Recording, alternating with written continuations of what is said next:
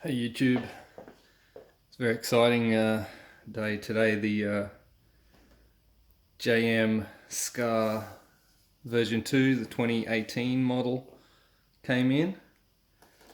This is it assembled. I mean, I've just taken it out of the box and assembled it.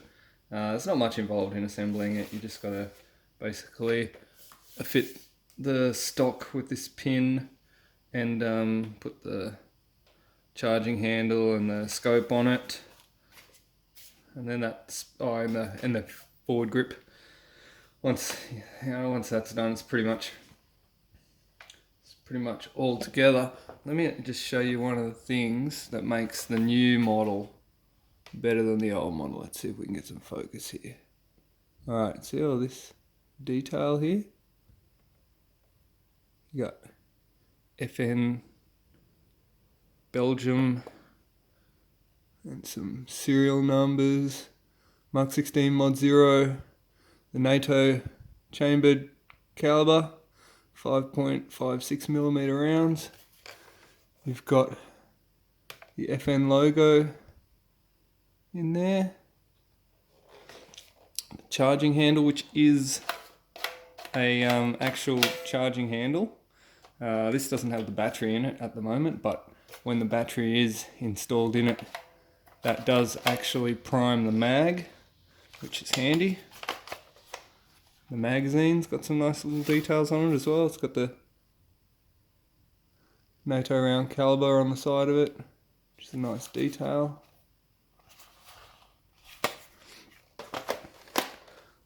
The foregrip is also a bipod. Not terribly useful because, I don't know, it's plastic, you don't really need a bipod, but I think maybe I might use that later on just for testing purposes. The stock is extendable that much. It's actually got like 3 positions, 1, 2, 3, but it might as well be one position because like the difference between 1 and 2 is like that.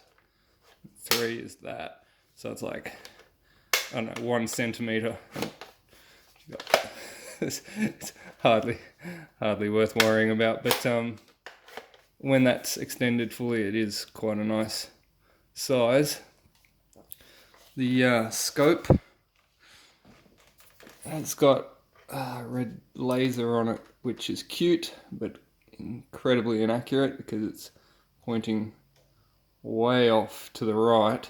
However, if you were to forget that existed and look down the scope, it does, there we go, does have a little red dot in there, which is relatively pointing in the direction that you are firing.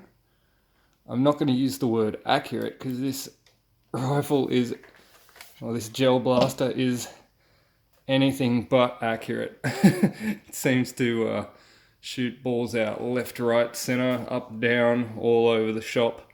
I will take it out and give it a good proper test firing later on. It's got, again, on here, it's got the molding I mentioned earlier on. So it's got safe, semi, and auto. There's been a lot of talk about this on the internet. People seem to think that if you put the switch there, that's going to give you a semi-automatic, and this is going to be fully automatic. No, that's not the case at all. There is no semi-automatic. It does not exist. It's not that your blaster doesn't work. It's just not there. Like, I've opened this up and had a look inside here, and all this is a plastic gate. When it's in the safe position, the trigger can't be pulled. When it's anywhere above, like about there, you can pull the trigger. So it's, yeah, so now the trigger can be pulled. Once it gets to there, then the trigger can't be pulled. So it is just a little piece of plastic that when you move this, it slides out of the way of the trigger, which allows the trigger to be pulled. And when the trigger is pulled, there's an electronic micro switch there, which powers the motor. which gives you full auto fire. If you want to regulate your fire and fire in some sort of a semi-automatic mode, it's regulated by how much you press that trigger. There is no semi-selector, it just doesn't exist. You have a switch which runs the motor, and that is all. This is just pretty for making it look nice. It's not actually a selectable position on the switch. Just thought I'd clear that up because a lot of people are unsure about that. Very, very nice looking blaster, fresh out the box, I gotta say. Battery pops in here. Slides in there. I've got the battery over here. Let me just pop the camera out. Okay, so I've got the battery here. It looks like a 2 18650 lithium ion cell battery. What I've done here is I've given it a full discharge and a full charge to measure how many milliamp hours the battery is, because there's 0 markings on the battery. It doesn't have anything written on there. So here I can see it's 8.4 volts and 1200 milliamp hours. That's from discharge to full. So some people might find that interesting to know. Looking back at the other side of the blaster here, there's the ambidextrous semi and auto switch, which is molded into the plastic. Again, it's there for looks. It is non-functional, but it's nice to look at. You do get a choice of these magazine ends. So you get the choice of this one with the loop on it, or there's a flat one in the box here that you can put on, just again for looks. You can open the ejection port a little bit so that you can see the chamber. Not sure how useful that is, but I guess if you've got a broken ball jammed up in there, you could probably check it out and see, maybe. Either way, it's just a nice little feature. Does have a flip up sight in the front, flip up iron sight. No rear sight though. And when trying to use the front iron sight, trying to use the front iron sight through the scope. Let me see if I can get this on camera. Alright, yes. If you try to do that, it's pointing you not at the right spot. Let me just bring up the little red dot for you again. So you can see where the red dot's aiming, which is mildly accurate. Don't like using the word accurate, but you can see that when the iron sight's flipped up, it's totally not even in the right spot. So again, that's just something for looks. I mean, most of this blaster is obviously designed for looks. It is not a real gun. It's not designed for that sort of thing. It is a toy. It does what it does, and it does what it's designed for. Okay, so the mag release button's here. Put that out. Little door in the back here, which open up. And you just pour your gel balls into there.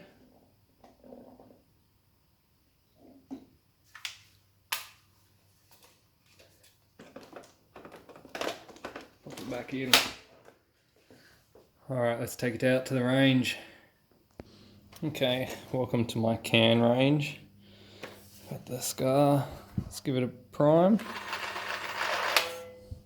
So that should feed the balls up the magazine into the chamber. Hit it from safe to auto because it's It's auto or nothing.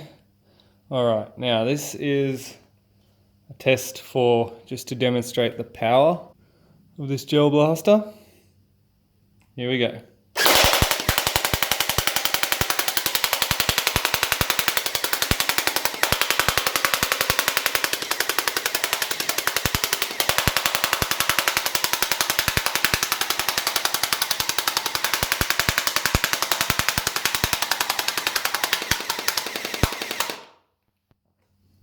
Alright, as you can see, it's made short work of that can. And I think that was about a full magazine. Full magazine into that can. I don't have any sort of scientific method of measuring the velocity, I should say, but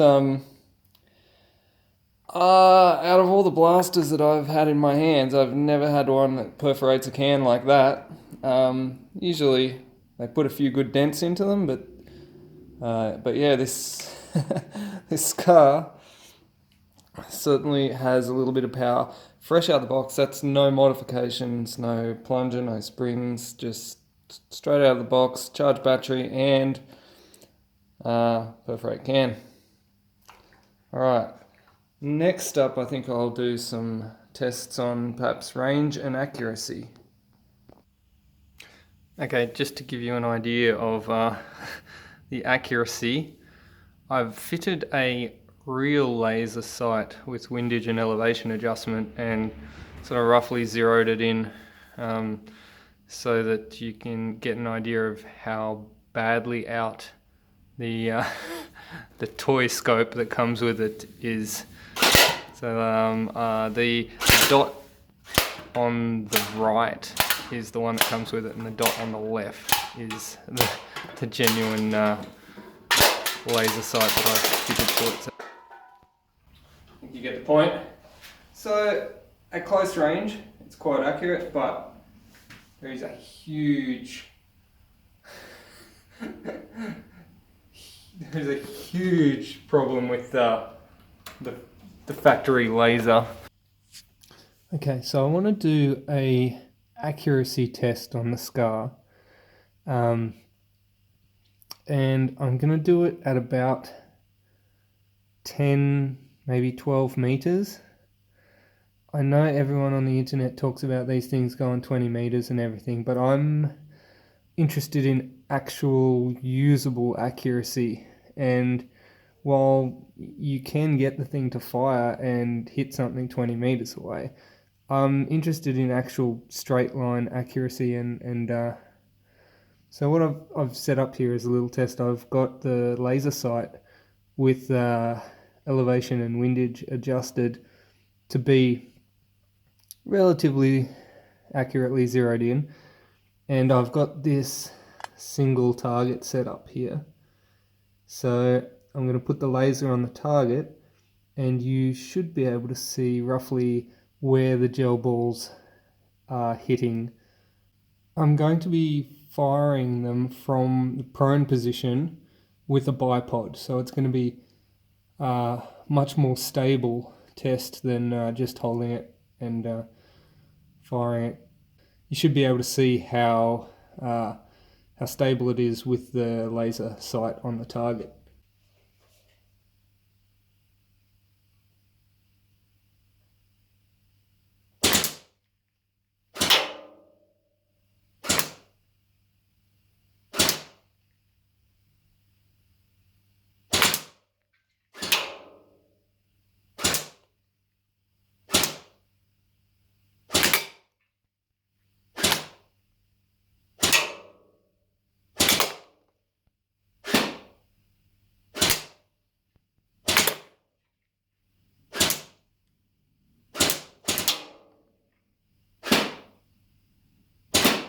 So as you see, it's not incredibly accurate. The balls do seem to fly left, right, up, down, all over the place.